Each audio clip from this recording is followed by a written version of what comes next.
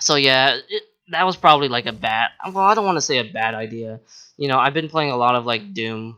I mean, a lot of like Doom WODs, and there's so many maps where like you open a switch and the game kind of like expects you to figure out, and sometimes you just get lost trying to like figure out where you need to go.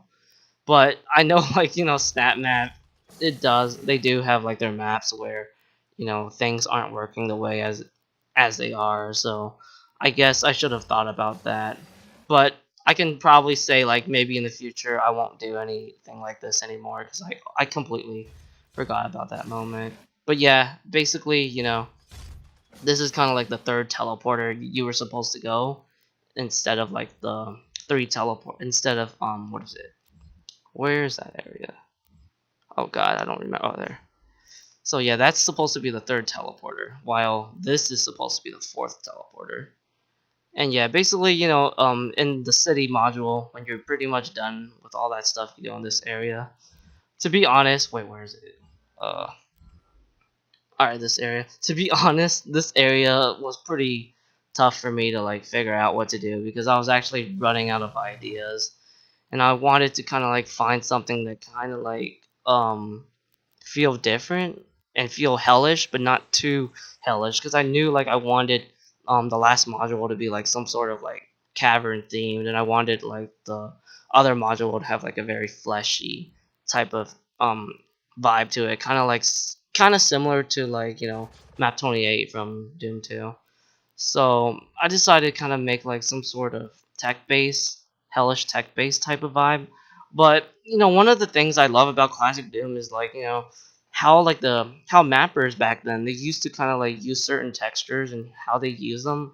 It kind of like lets your imagination run wild, and that's kind of like what I did with this one. I tried to like put in like a bunch of fleshy textures or a bunch of like creepy looking textures to make you feel like this tech base has been invaded, and of course I put blood here to make you feel like this tech base has been invaded, it has been attacked by demons, and you see like dead soldiers and all that stuff.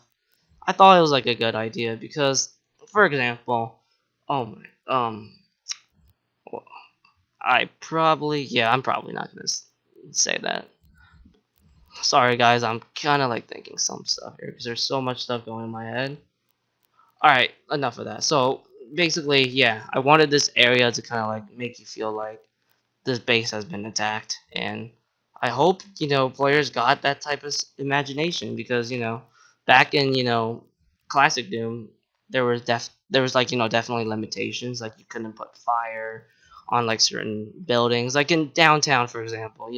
In downtown I always felt like the city was kind of like invaded because it was all dark and just kind of like how the imps are like on the little building and they're kind of like dancing around. It just totally gives you that vibe that like the city has been invaded, and we didn't have like any fire effects or any explosion effects back then to kind of like replicate that type of atmosphere. And I pretty much just did the same thing by just using textures. And basically once you find all the two switches, you're gonna get attacked by a bunch of wave of enemies.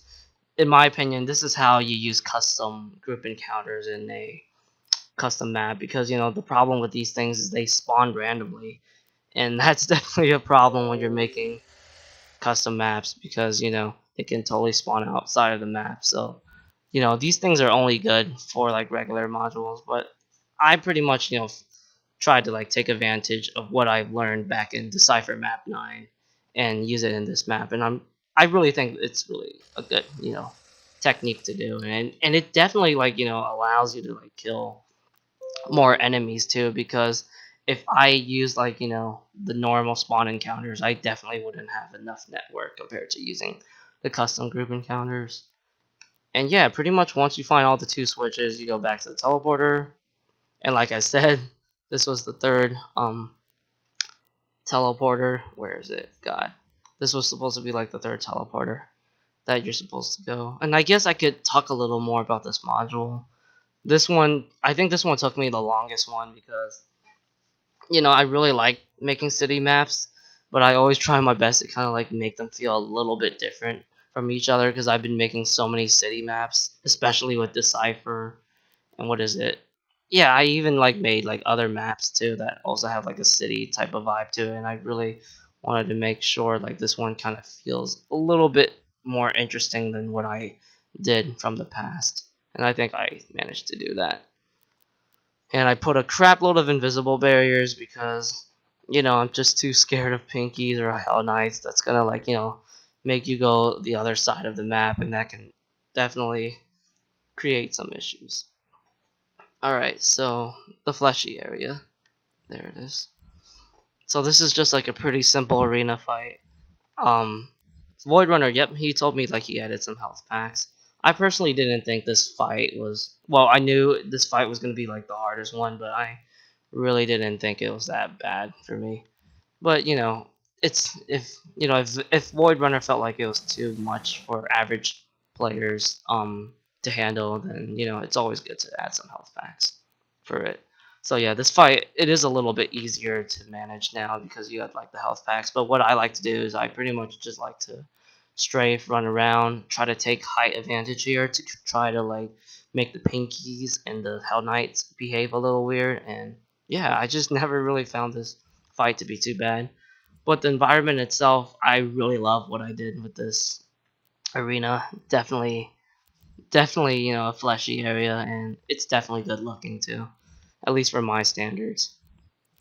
And I think that's really all I gotta say. It's pretty much just your usual, well, my usual arena. It's one of those fights where you gotta really be strategic, just know which weapon to use, and once you pretty much kill them all, two more switches, and then you're pretty much at the last area. I mean, you go to the fourth teleporter, and you're at the last area. So I decided to kind of like add the BFG here because I wanted to show love to the BFG, and of course I decided to use my little custom group enemy encounter with like the whole teleport destination thing just to make them work in a custom map. And I really like this fight too. This one's a lot funner. For some reason, the enemies spawn faster. I'm not really sure why. I tried to like figure out why like the other modules spawn slower, but I just didn't want to like go through that testing. Maybe in the future I'll figure it out. But yeah, this one the enemies spawn a lot faster, so I think this one is more funner because it gets hectic pretty quickly, and you get to use some of the BFG. And what is it? You got some logics here. Two deaths. You lose a BFG. Um, since the BFG is very powerful, I decided to reduce the ammo here. I really wish we could, sing like set the ammo for like every specific weapon. It would be nice to like do that because the BFG is very powerful, and having 8 BFG shots is definitely overkill. And this part pretty linear. This part was inspired by I think it's called Inferno of Blood. No Rest for the Living Map 6. That one area with like the red rock and all of that stuff. I've always liked that map, and I remember people were kind of mixed with that map, but I just always liked it. How like the architecture was, and I kind of wanted to make something similar to that. And not only that, that map is super super fun on ultra violence difficulty. But yeah, this you go outside here a little bit, just kill some enemies, then you're pretty much done. So originally, I wanted to add like a regular exit here, just to kind of like end the game, but I kind of wanted to get a little bit more crafty. So I decided to add a teleporter, and once you go into the teleporter, you teleport to the very beginning of Infernal Machine. And this is actually Void Runner's module. I basically copy and pasted it from yeah, the Infernal Machine. I just thought it was like a really great idea. And what inspired me to do this was Decipher, because I always like end the map at kind of like the beginning of the next map, and I decided to do the same thing for this map. So, Frag, like, it's 1994. How do I feel about this map? Well, one thing I can say is that it's definitely a good map. We definitely put a lot of work into it. I would say we probably put more work into this map than we did with Infernal Machine.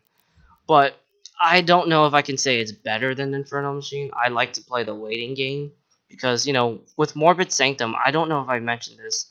when Morbid Sanctum, first came out, I thought like it was a good map, but kind of like as time progresses, the map really like got better for me because I kind of like realized certain things that I liked, and not only that, I took advantage over the free update 4. I really liked that arena where you get to use like the berserk and all that stuff. It kind of added more meat to the map, if you would say. So for now, I'm just gonna like play the waiting game, see how this map like um hold up, because the Infernal Machine, it's definitely a good map. I wouldn't say it's like one of the best maps that I made, but it's definitely a map that's really fun to play, whether you play it in like solo or co-op. And personally, I think the Infernal Machine is like the best collab map that I played to date. But we'll see how this one holds up, as time progresses. But so far, I really think this is a good classic map. I feel like this is the type of map that people should play if they really want more classic Doom, because it's definitely inspired. I mean, there's definitely like a lot of stuff that you could totally get out of classic Doom. There's a lot of exploration, kind of like the feel of it. Like this, like Void Runner's part really did kind of remind me of Doom 1. My parts are very inspired by Doom 2. And yeah, I feel like that's probably all I gotta say here. I don't really know if I will like make classic maps again. I mean, oh yeah, I almost forgot to mention, this is also my very first map where I actually like make a full on classic map, because I've always made like a bunch of modern maps, and sometimes I'll throw in like a couple of classic modules here and there, but I've never made a full on classic module. So I'm really proud that I managed to kind of like do my thing, because I knew like Void Runner, he actually used to like make Doom wads back in the day, so I knew like he was gonna be able to like do very well with his part, and of course he made tech base, so I'm glad that Void Runner kind of like did his part while I was pretty much like studying how to like make classic Doom maps by playing Doom 2 and Doom 2 wads. And I feel like all that studying did kind of help out a little bit. And is there anything else I want to say? Hmm. 'Cause I really hope I'm not gonna miss out any like important information. I actually decided to kind of like use this little skull area right here. It's very simple, but I kind of like it. I like how it looks here. You know, like my whole like I really just love the hellish textures of classic Doom, and I personally feel like we should get like an update on the soundtracks, because I really want like the more hellish or darker songs of the Doom soundtracks. I mean, I really do enjoy like the upbeat songs too, but I feel like we need the entire Doom 1, Doom 2, and Final Doom soundtrack. And not only that, what is it? Tom Mustaine. He made Perdition's Gate, and he also composed the soundtrack for Perdition's Gate. If we could have that, that would be awesome too. Because Perdition's Gate soundtrack is amazing. If you guys never like played it, I mean played Perdition's Gate or listened to the soundtrack, it's definitely good. And I definitely recommend you guys to give it a shot if you're a big fan of Doom 1 and Doom 2, because it's basically like a combination of the Doom 1 flow but the Doom 2 gameplay. What else can I say? I really want to make sure I got everything else. I mean, I got everything I need to say. I think I'm going to stop here, guys. So, thank you for watching for, I think this is episode 9.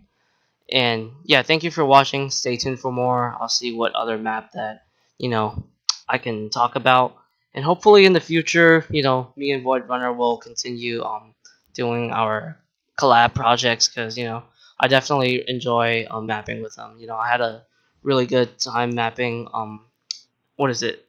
Infernal Machine, and this one was definitely a lot of fun too. We definitely had a blast making these maps. We didn't really have too many like technical issues or anything, and we're pretty much like on the same page with as far as like the chemistry goes and stuff. And I think it's also great how like Void Runner, he has like his own style. Like if you play a lot of his maps and my maps, I think you can totally tell like which part was made by me or which part was made by him. And yeah, if you're a big fan of both my maps and Void Runner maps, I think this is pretty much a dream come true for you. Anyways, thank you for watching and stay tuned for more.